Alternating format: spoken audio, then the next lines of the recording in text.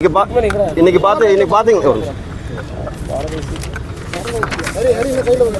பார்த்தீங்கன்னா கோவை மாநகராட்சி வரலாற்றிலே இப்போ முக்கியமான நாளுங்க. அதாவது உலக வரலாற்றிலே அதாவது இந்தியாவில் எந்த ஊர்லேயுமே இந்த மாதிரி ஒரு கூட்டம் நடத்திருக்க மாட்டாங்க, மாநகராட்சி கூட்டம்.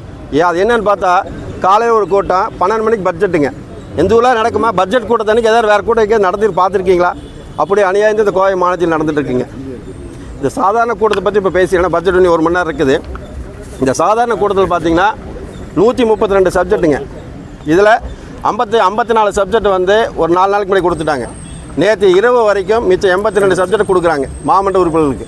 எப்படி படிப்பாங்க? இல்லை இங்கே இருக்கிற திமுக மேயருக்கு இந்த 132 பொருளை கேள்வி கேட்ட சொல்ல தெரியுமா முதல்ல இவங்களுக்கு? இல்லை இவங்களா இந்த மேயராக இந்த சப்ஜெக்ட் படித்து பார்த்துருப்பாங்களா? நீங்கள் பத்திரிக்கையாளர் இங்கே இருக்கிறீங்க, இதில் போய் இந்த சப்ஜெக்டில் சந்தேகம் இருக்கிற போய் இந்த மேயர் போய் கேளுங்க, பதில் சொல்ல தெரியுமான்னு மட்டும் கேளுங்க. அந்த அளவுக்கு இந்த கோவை மாநகராட்சி சீரிட்டு கிடக்குதுங்க. அதே மாதிரி பார்த்தீங்கன்னா பொருள் எண் 65 பார்த்தீங்கன்னா கிட்டத்தட்ட 152 கோடி ரூபா ப்ளஸ் டேக்ஸோட 172 கோடி ரூபா தனியாருக்கு குப்பைக்கு டெண்டர் விடுறாங்க. நம்ம சாதாரணமாக 1 லட்ச ரூபா லோன் வாங்க நம்ம வீட்டுக்கு வாங்க போனோம்னா பேங்க்கில் எவ்வளோ கண்டிஷன்ஸ் என்னென்னு தெளிவாக கொடுப்பான், ஃபார்மில் கொடுத்துருப்பான். அப்படி 170 கோடி ரூபா சப்ஜெக்டை ஒரு 10 லைனில் முடித்து இன்றைக்கி சப்ஜெக்டாக கொண்டு வந்துருக்குறாங்க. இந்த கம்பெனிக்கு டெண்டர் கொடுக்குறான், அவ்வளோதான். ஏற்கனவே என்ன அனுபவம் இருக்குது உங்களுக்கு? எந்த கார்பரேஷன் குப்பை எடுத்திருக்காங்க? எந்த விதமான டீட்டெயிலும் இல்லை. அதேமாதிரி பார்த்திங்கன்னா ஏற்கனவே கிட்டத்தட்ட 2வது வருஷமாக தனியாருக்கு டெண்டர் விட்டுருக்காங்க. இதில் பார்த்திங்கன்னா நம்மளுடைய மாநகராட்சி பணியாளர்கள் கிட்டத்தட்ட 2300 பேர் வேலை செஞ்சுருக்காங்க. அப்போ அவங்களோட சம்பளத்தை எங்கே யாருந்துட்டு வாங்குறது?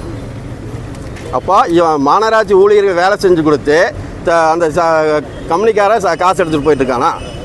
அதே எங்களுக்கு கேள்வி. அப்போ இதில் எத்தனை கோடி மறைமுக ஊழல் இங்கே நடந்திருக்குது? அதை கண்டிப்பாக விசாரணைக்கு உட்படுத்த வேண்டுங்கிற எங்களோட அதிமுக சார்பாக கோரிக்கை. ஏன் அப்படின்னா 170 கோடிங்கிற விளையாட்டுக்காரீங்களா?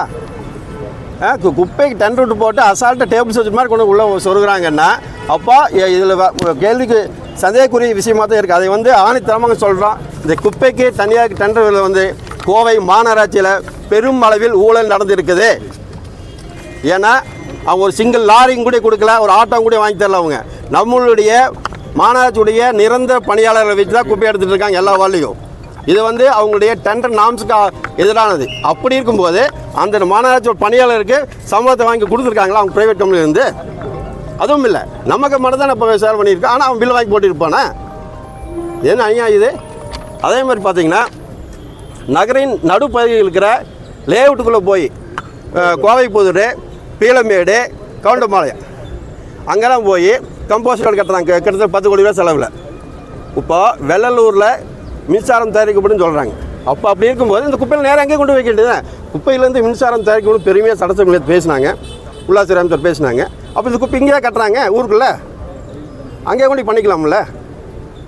அதே மாதிரி அப்படி தான் யாருமே, அதாவது வெள்ளூர் பஸ் ஸ்டாண்டை காய்கறி மார்க்கெட்டை மாற்றினாங்க, லாரிப்பேட்டையை மாற்றினாங்க, யாரும் அங்கே வரமாட்டேன்ட்டாங்க.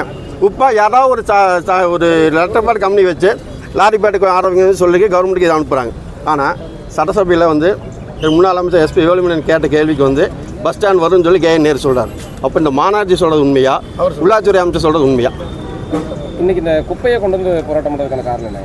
குப்பையை கொண்டு இன்றைக்கி போட்டு நாங்கள் போராட்டம் பண்ண காரணம் என்ன அப்படின்னா, மாநகராட்சி எந்த இடத்துல குப்பையை எடுக்கிறது இல்லையே. மூட்டை ஒவ்வொரு வாழையும் மூட்டை போட்டு போட்டு போட்டு மூடி வச்சுருக்காங்க. அதுக்காக தான் எடுத்து பண்ணுறோம். அதே மாதிரி குப்பையை எடுக்கிறதுல அதாவது தெளிவான ஒரு இது இல்லை. டெண்டர் விட்டதில் அதில் குளப்படி நிறைய நடந்துருக்குங்க. அதே மாதிரி பார்த்திங்கன்னா இன்றைக்கி மட்டும் லேஅவுட் அப்ரூவலுக்கு மட்டும் கிட்டத்தட்ட 30 சப்ஜெக்ட் வந்துருக்குங்க. இன்னும் அதுக்காக பட்ஜெட் கூட்டத்தை 2ஆக வச்சுட்டு இந்த லேஅவுட்டுக்கு அப்ரூவலுக்கு கொடுக்கறதுக்கு ரொம்ப அவசியமா? அப்போ இதிலெல்லாம் இந்த மாநகராட்சியில் பெருமளவு கையூட்டு நடந்திருக்குங்கிறது எங்களுடைய இதுங்க. நன்றி.